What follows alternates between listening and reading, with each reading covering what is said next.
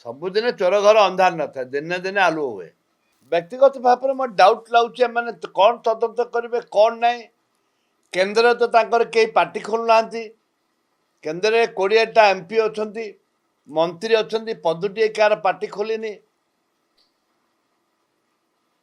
ଏଟା ହବ କ'ଣ?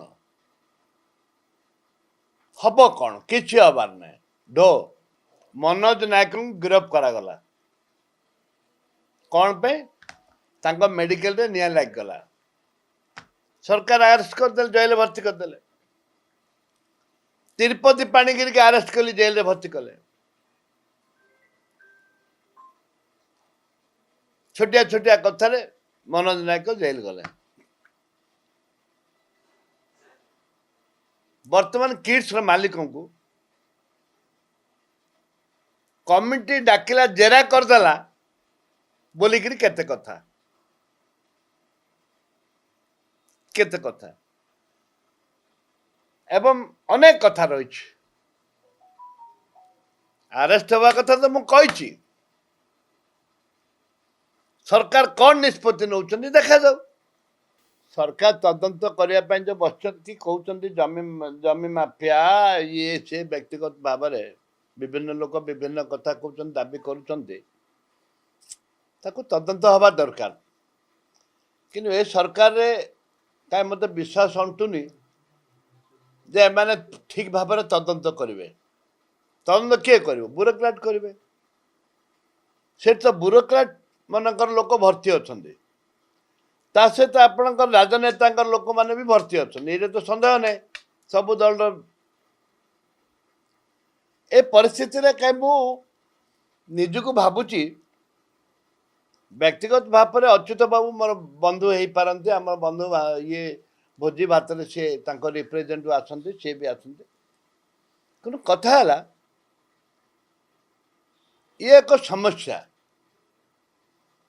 ବ୍ୟକ୍ତିଗତ ଭାବରେ ମୋର ଡାଉଟ୍ ଲାଗୁଛି ଏମାନେ କ'ଣ ତଦନ୍ତ କରିବେ କ'ଣ ନାହିଁ। କେନ୍ଦ୍ରରେ ତ ତାଙ୍କର କେହି ପାର୍ଟି ଖୋଲୁନାହାନ୍ତି। କେନ୍ଦ୍ରରେ 20ଟା MP ଅଛନ୍ତି, ମନ୍ତ୍ରୀ ଅଛନ୍ତି, ପଦଟିଏ କାହାର ପାର୍ଟି ଖୋଲିନି। ଏଟା ହବ କ'ଣ? ହବ କ'ଣ? କିଛି ହବାର ନାହିଁ। ଢୋ ଯାହା ଏବେ ଚାଲିବ, ଏମିତି ଅନେକ କଥା ଅଛି। ବହୁ ସମୟରେ ବହୁ କଥା ଅଛି, ପର ମୁହୂର୍ତ୍ତରେ ସେଇଟା କୋଲ୍ଡ ଷ୍ଟୋରକୁ ଚାଲି ଯାଉଛି। ଯଦି କିଏ ଭୁଲ କରିଛି ତା ବିରୁଦ୍ଧରେ ଦୃଢ଼ କାର୍ଯ୍ୟାନୁଷ୍ଠାନ ହେବା ଦରକାର। କାହାକୁ ଆରେଷ୍ଟ କରୁଛନ୍ତି? ଯେଉଁମାନେ ପ୍ରକୃତ ମହିଳାମାନେ ଯେଉଁ ପାଟିତୁଣ୍ଡ ଗଣ୍ଡଗୋଳ କରୁଥିଲେ ସେମାନଙ୍କ ଉପରେ କେସ୍ ହେଇଛି, ତାଙ୍କ ଉପରେ ତ କିଛି ହେଇନି। ଏ ପିଉନ ଉପରେ ହେଇଛି, ସିକ୍ୟୁରିଟି ଗାର୍ଡ ଉପରେ ହେଇଛି। କାହାକୁ ପୋଲିସ ଆରେଷ୍ଟ କରୁଛି? ଯେଉଁ ମହିଳାମାନେ ପାଟିତୁଣ୍ଡ ତାଙ୍କୁ ଆରେଷ୍ଟ କରୁଛି ନା ତାଙ୍କ ନାଁରେ FIR ହେଇଛି? ଇଏ ଗୋଟେ ଲୋକଙ୍କୁ ଭୂତେଇବା ପାଇଁ, ଲୋକଙ୍କୁ ଠକିବା ପାଇଁ ଏହି ଗୋଟେ ଯୋଜନା, ନହେଲେ ଅଲ୍ଟିମେଟଲି କିଛି ନାହିଁ। ସେ କ'ଣ ଆଜି ନୂଆକିରି ସେଇଠି ବାଡ଼େଇକିରି ବାହାର କରିଛନ୍ତି? ଲୋକ ସେ ଭିତରେ ମର୍ଡର ବି ହେଇଛନ୍ତି। ଲୋକଲୋଚନ ଆସିଛି, ବହୁତ ସମସ୍ୟା ହେଇଛି ତା ଭିତରେ। ଲୋକଲୋଚନ ଆସିଛି? ନାଇଁ, ଆସିନି, ଆସିବ ବି ନାହିଁ, ଆସିବ ବି ନାହିଁ। ସେଥିପାଇଁ ତା ଭିତରୁ, ଯେହେତୁ ତା ଭିତରକୁ ମୁଁ ଯିବାକୁ ଆଉ ଚାହେଁନି। ଆରେ ଯେଉଁମାନେ ବାସ୍ତବିକ ଯେଉଁମାନେ ଭୁଲ କରିଛନ୍ତି,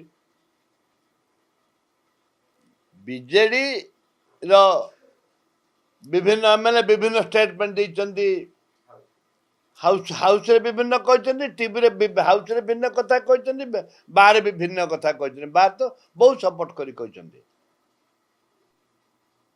କିଏ ମନା କରୁଛି? ବିଶ୍ୱସ୍ତରୀୟ ମୁଁ ତ ମନା କରୁନି।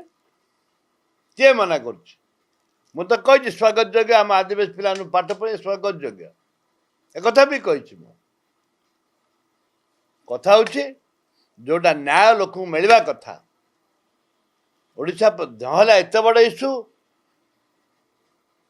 କେଡ଼େ କେଡ଼େ ଲୋକ ଆସିଲେଣି, ଆଲୋଚନା କଲେଣି ଆ ଉପରେ। ନେପାଳର ଯାହାକୁ କହନ୍ତି ଆମର ଯେଉଁ ମାନେ କାଲି ଆସିଥିଲେ ତାଙ୍କ ମନ୍ତ୍ରୀ ଏବଂ ବିଭିନ୍ନ ରାଜ୍ୟରେ ଯେଉଁ ରହୁଛନ୍ତି